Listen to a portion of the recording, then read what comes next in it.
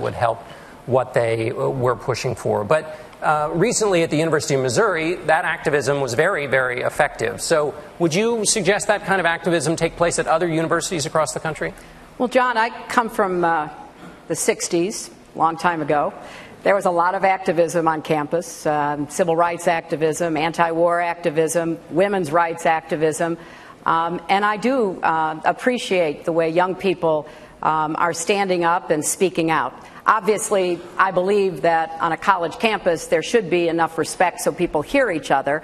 But what happened at the university there, what's happening at other universities, I think reflects the deep sense of concern, even despair that so many young people, particularly of color, have. I recently met with a group of mothers who lost their children to either killings by police or random killings in their neighborhoods, and hearing their stories was so incredibly, profoundly heartbreaking. Each one of them, described their child, had a picture, the mother of the young man with his friends in the car who was playing loud music, and some older white man pulled out a gun and shot him because they wouldn't turn the radio down, or a young woman who had been performing at President Obama's second inauguration, coming home, an absolutely stellar young woman, hanging out with her friends in a park, getting shot by a gang member. And of course I met the mothers of Eric Garner and Tamir Rice and Michael Brown and Trayvon Martin, and so many of them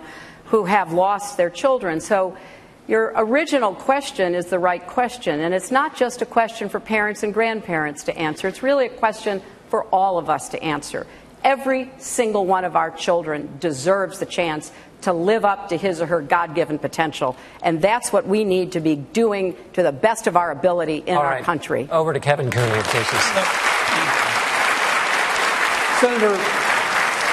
Senator Sanders, we've heard a lot about this, your offer. You want to offer free tuition at public universities and colleges. Yes. A couple of questions about this. 63% of those who enroll graduate.